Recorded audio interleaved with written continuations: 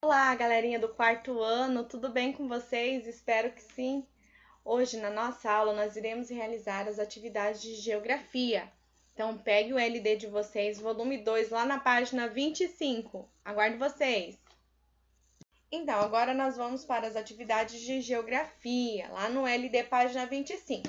Mas antes de explicar as atividades, a professora queria retomar, né, algumas coisas que nós vimos na semana passada.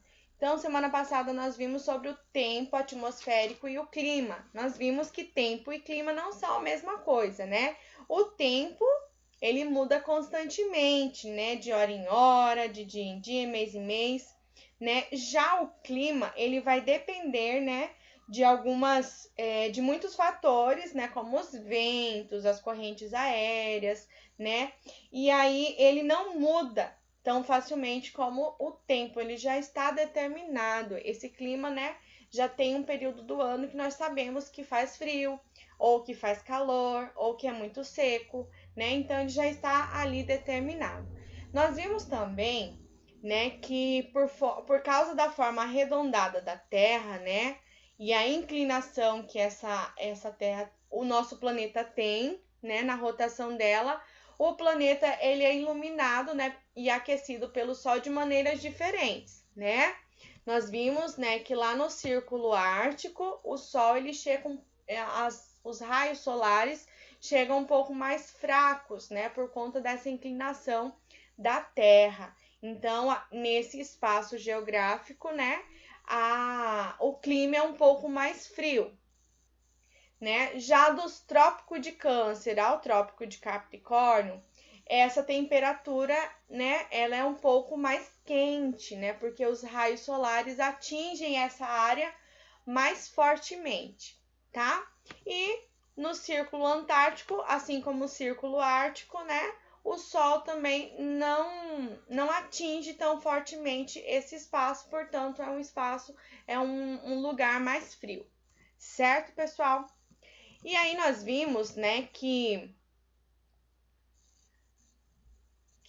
há as zonas, né, esses espaços geográficos que são delimitados pelas linhas imaginárias que a professora falou aqui, né, a linha do Círculo Ártico, do Trópico de Câncer, do Equador, a linha do Trópico de Capricórnio, o Círculo Antártico, né, são linhas imaginárias que os estudiosos traçaram para delimitar esses espaços, certo? E por isso, esses espaços eles vão receber o nome de zona tropical, zona temperada e zona glacial ou polar, né? A zona tropical vai ser a faixa, né, da superfície terrestre que se localiza entre os trópicos de Câncer e Capricórnio. Então, é a parte da Terra mais quente, né? Então, é a zona mais quente da Terra. Já as zonas temperadas, elas vão se localizar entre os trópicos e os círculos polares, que são esses espaços aqui, né?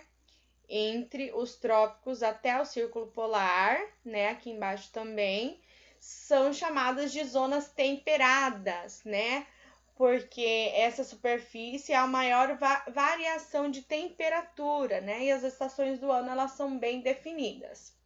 Já as zonas glaciais ou polares se referem, né, ao círculo polar ártico e antártico, né? São as faixas da superfície terrestre que apresentam as temperaturas mais altas. Ou seja, nesses espaços, né, aqui do círculo polar ártico e antártico, são os lugares mais frios do planeta Terra. Tudo bem?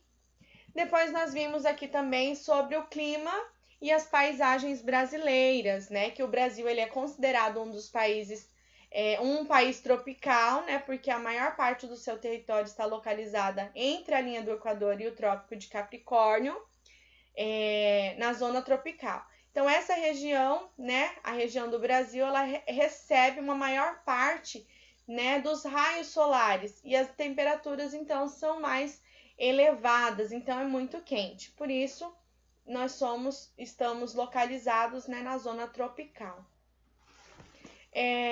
No nosso país também, né, há diferentes tipos de clima, né, com temperaturas mais elevadas durante a maior parte do ano. mas, né, alguns climas apresentam poucas chuvas e outros são mais chuvosos. Então, há essa variação dos climas no Brasil também, né? E aqui nós temos o mapa, né, que vai mostrar aqui os espaços e quais são os climas em cada espaço do nosso Brasil. E aí nós temos aqui, ó, os climas são classificados em clima equatorial semiúmido, clima equatorial úmido, tropical semiárido, subtropical, tropical e tropical de altitude. Né? O equatorial semiúmido, ele vai apresentar, né, períodos em que as chuvas não são tão abundantes, é um clima muito quente, né? E esse tipo de clima ele está presente nas unidades federativas do Pará, da Roraima e Amazonas. O clima equatorial úmido, né, como o próprio nome diz, é úmido, então chove muito, mas é muito quente também, né, durante todo o ano. É um clima predominante no norte do Brasil. O clima tropical semiárido, ele é caracterizado por apresentar temperaturas elevadas e escassez de chuva. Então, semiárido, né, ele vai ser um clima muito quente e vai apresentar poucas chuvas, né, quase não chove nesse lugar. As unidades político-administrativas, né, nas quais esse tipo de clima predomina, têm longos períodos de seca.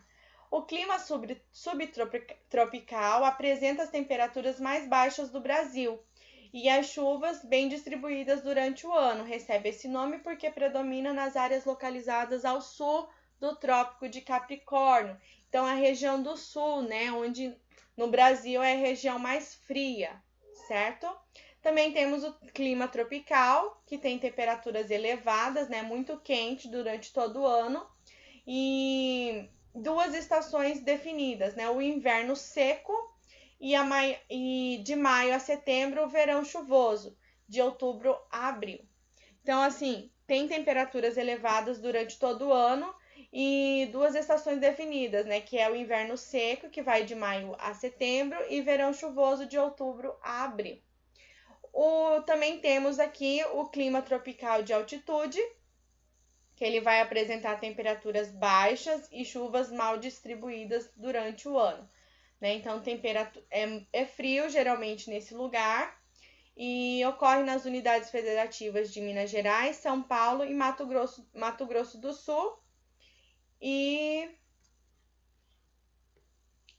no Paraná, em áreas de altitudes mais elevadas. Tudo bem?